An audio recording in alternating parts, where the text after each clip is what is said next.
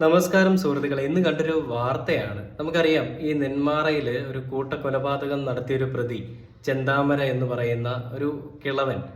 അവന് ഈ പറയുന്ന കുട്ടികളുടെ ആദ്യം ഒരു അമ്മയെ കൊല്ലുന്നു, പിന്നീട് അതിനുശേഷം അച്ഛമ്മയെ കൊല്ലുന്നു, പിന്നെ അതിനുശേഷം ആ കുട്ടികളുടെ അച്ഛനെ കൊല്ലുന്നു. അതിനുശേഷം കാട്ടിലേക്ക് ഓടി ഒളിച്ച പ്രതിയെ പോലീസുകാർ കീഴടക്കുന്നു. അവന് ജയിലിൽ നല്ല ഫുഡ്, നല്ല ഇറച്ചിയും ചോറും ഒക്കെ വാങ്ങിക്കൊടുക്കുന്നു. അവനെ നല്ല ഒരു എന്താ പറയുക, ഒരു അച്ഛനെ പോലെ കൊണ്ടു നടക്കുന്ന പോലീസുകാരെയൊക്കെ നമ്മൾ കണ്ടതാണ്. അതുകൂടാതെ തന്നെ ചെന്താമരയെ പറ്റി പറയുമ്പോൾ എന്തെന്നില്ലാത്ത ആഹ്ലാദം തോന്നുന്ന, അല്ലെങ്കിൽ എന്തെന്നില്ലാത്ത സന്തോഷം തോന്നുന്ന പോലീസ് DYSP ഒക്കെ നമ്മൾ കണ്ടതാണ്. അപ്പോൾ അതിനുശേഷം കുറച്ച് നാളുകൾക്ക് ശേഷം ഇപ്പോൾ ഒരു വാർത്ത വന്നിരിക്കുകയാണ്. ചെന്താമര ജാമ്യത്തിന് വേണ്ടിയിട്ട് കോടതിയിലേക്ക് അപേക്ഷിച്ചു എന്ന് പറഞ്ഞിട്ട്. ഈ ചെന്താമര ഇപ്പോൾ ഈ ചെയ്തിരിക്കുന്ന ഒരു കാര്യം, അത് ഞാനിപ്പോൾ ഇന്നൊരു നമ്മുടെ മനോരമ ന്യൂസിൽ കണ്ടൊരു വാർത്തയാണ്. ചെന്താമരയ്ക്ക് വേണ്ടിയിട്ടൊരു അഭിഭാഷകൻ ഉണ്ടായിട്ടുണ്ട്. ഇപ്പോൾ ആ ചെന്താമരയ്ക്ക് വേണ്ടിയിട്ട് വാദിക്കാനായിട്ട് അയാളുണ്ടാവും ഇനി. അപ്പോൾ അങ്ങനെയുള്ള ഒരു അഭിഭാഷകൻ ചെന്താമരയുടെ ഒരു കേസിൽ ഇപ്പോൾ ഇതിൽ പറഞ്ഞിരിക്കുന്ന ഒരു പ്രധാന കാര്യം, ചെന്താമര ഈ പറയുന്ന കൃത്യം ചെയ്യുന്ന സമയത്ത് ആരും കണ്ടിട്ടില്ല. ഈ കേസ് എന്ന് പറയുന്നത് വസ്തുതാപരമായിട്ടൊന്നും നിലനിൽക്കാത്തൊരു കേസാണ്, കെട്ടിച്ചമച്ച കേസാണ് എന്നൊക്കെയുള്ള രീതിയിലാണ് ഈ പറയുന്ന ചെന്താമരയുടെ അഭിഭാഷകൻ കോടതിയിൽ അറിയിച്ചിരിക്കുന്നത്, ആ ഒരു ജാമ്യാപേക്ഷയിൽ അറിയിച്ചിരിക്കുന്നത്. അപ്പോൾ ഈ ചെന്താമര നമുക്കറിയാം, ആദ്യം തന്നെ ചെന്താമരയ്ക്ക് ഒരു വിഷമം ഉണ്ടായിരുന്നു, അവിടെയുള്ള ഒരാളെ കൂടി പുഷ്പയെ കൊല്ലാൻ സാധിച്ചില്ല എന്നുള്ളത്. ചെന്താമരയെ തെളിവെടുപ്പിന് പോലീസുകാർ കൊണ്ടിരുന്ന സമയത്തും പുഷ്പയെ നോക്കി പല്ലിടിച്ച് കാണിക്കുക, അല്ലെങ്കിൽ പുഷ്പയെ നോക്കി അമർഷം കാണിക്കുക എന്നൊക്കെ ചെയ്തിട്ടുള്ള ഒരാൾ. അപ്പോൾ ഇതിൽ ഏറ്റവും നമ്മൾ ചിന്തിക്കേണ്ട ഒരു കാര്യം, നമുക്ക് ആദ്യം ആ വാർത്ത ഒന്നുണ്ടോ അതിനെപ്പറ്റി എന്നിട്ട് നമുക്ക് സംസാരിക്കാം. നെന്മാറ ഇരട്ടക്കൊലക്കേസ് പ്രതി ചെന്താമര ജാമ്യത്തിനായി കോടതിയെ സമീപിച്ചു. ആലത്തൂർ ജുഡീഷ്യൽ 1-ാം ക്ലാസ് മജിസ്ട്രേറ്റ് കോടതിയിൽ ഹർജി നൽകി. അപേക്ഷ അടുത്ത ദിവസം പരിഗണിക്കുമെന്ന് കോടതി. വിശദാംശങ്ങളുമായി BL അരുൺ ചേരുകയാണ്. അരുൺ, നാട് നടുക്കിയ 3 അരും കൊലകൾ ചെയ്തിട്ടും ഒരു കൂസലുമില്ലാതെ നടക്കുകയും പ്രതികരിക്കുകയും ഒക്കെ ചെയ്യുന്ന ചെന്താമര കുറ്റസമ്മത മൊഴി രേഖപ്പെടുത്താൻ കോടതിയിൽ എത്തിച്ചപ്പോൾ അതിന് തയ്യാറാകാതെ മടക്കിക്കൊണ്ടുപോകുന്ന ഒക്കെ നമ്മൾ കണ്ടതാണ്. ഇനി ജാമ്യത്തിനായി ശ്രമിക്കുന്നു. എന്താണ് നീക്കങ്ങൾ? അനൂപ്, ഒരുപക്ഷെ നിർണായകമായ ഒരു നീക്കമാണ് ചെന്താമരയുടെ ഭാഗത്തുനിന്ന് ഉണ്ടായിരിക്കുന്നത്. തനിക്ക് ജാമ്യം നൽകണം. ആ ജാമ്യത്തിന് അദ്ദേഹം അപേക്ഷ സമർപ്പിച്ചതിൽ പറയുന്നതാണ് വിചിത്രമായ കാര്യം. കാരണം താൻ നിരപരാധിയാണ്, കേട്ടുകേൾവിയുടെ അടിസ്ഥാനത്തിലാണ് ദൃക്സാക്ഷികളില്ലാത്ത കേസിൽ തന്നെ അറസ്റ്റ് ചെയ്തതെന്നാണ് ജാമ്യ ഹർജിയിൽ ചെന്താമര പറഞ്ഞിരിക്കുന്നത്. ഇത് ചെന്താമരയുടെ അഭിഭാഷകൻ ജേക്കബ് മാത്യു മുഖേനയാണ് Alathur judicial 1st class magistrate കോടതിയിൽ ഹർജി നൽകിയത്. ഹർജി അടുത്ത ദിവസം ഇതിന്റെ അപേക്ഷ പരിഗണിക്കുമെന്നാണ് കോടതി പറഞ്ഞിരിക്കുന്നത്. എന്തായാലും അന്വേഷണ സംഘം ഇതിനെ എതിർക്കും. ഒരു തരത്തിലും ജാമ്യം കിട്ടാനുള്ള സാധ്യതയില്ല എന്നാണ് നിയമവിദഗ്ധർ പറയുന്നത്. എങ്കിൽ പോലും ചെന്താമര ഇത്രയും 3 കൊല നടത്തിയിട്ടും ആ പ്രതിസ്ഥാനത്ത് നിൽക്കുമ്പോഴും താൻ പുറത്തിറങ്ങാൻ വേണ്ടി ഒരു ശ്രമം നടത്തുന്നു എന്നുള്ളതാണ് ഇതിൽ ഏറ്റവും ഗൗരവമുള്ള കാര്യം. അനൂപ്, ചെന്താമര പുറത്തിറങ്ങുമെന്ന് കേൾക്കുമ്പോൾ നെഞ്ചിടിപ്പേറുന്ന ഒരുപാട് ആളുകൾ ആ നാട്ടിലുണ്ട് അരുൺ. അവരെ കൂടി വലിയ ആശങ്ക, കിട്ടുമോ കിട്ടില്ലയോ എന്ന് വേറെ, ഇത് ആശങ്കയിലാക്കുന്നുണ്ട്.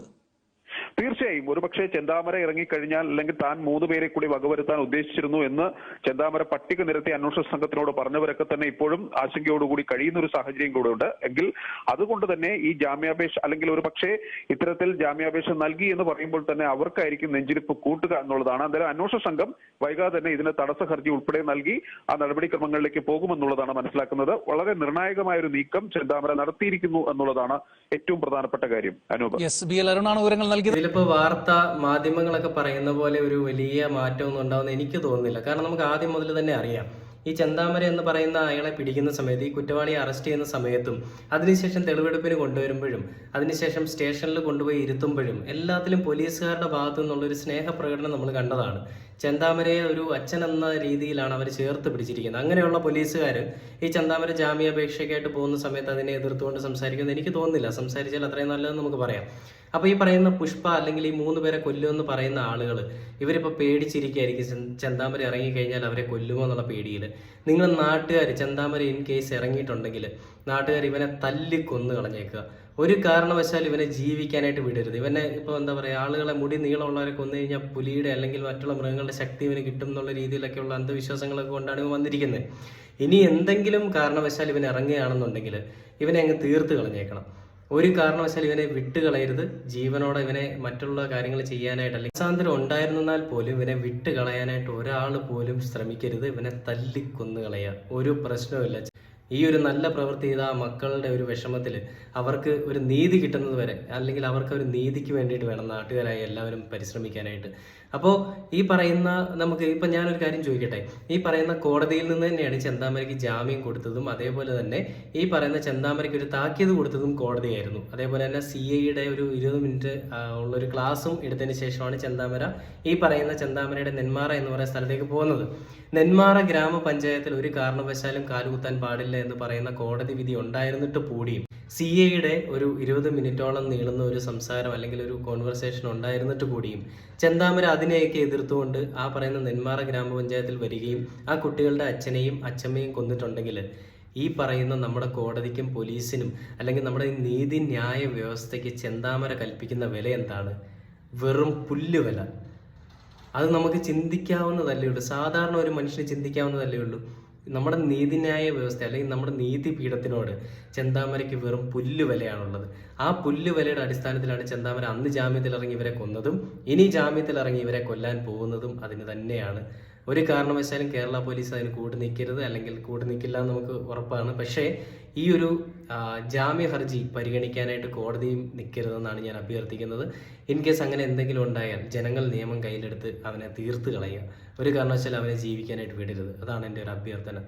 എന്തൊക്കെ ഇനിയും നമ്മൾ കണ്ടാൽ പറ്റും അല്ലേ? ഇത്രയും കൊലപാതകങ്ങൾ ചെയ്തിട്ടും അതിലൊരു കാര്യമില്ലെന്ന് പറയുന്ന വന്നിരിക്കുന്ന, അതിലൊരു കാര്യമില്ല, അതിന് സാക്ഷികളില്ല, മൊഴികളില്ല എന്ന് പറയുന്ന ഈ ചെന്താമരയുടെ ഈ വക്കീലിനല്ലേ ആദ്യം അടിക്കേണ്ടത്?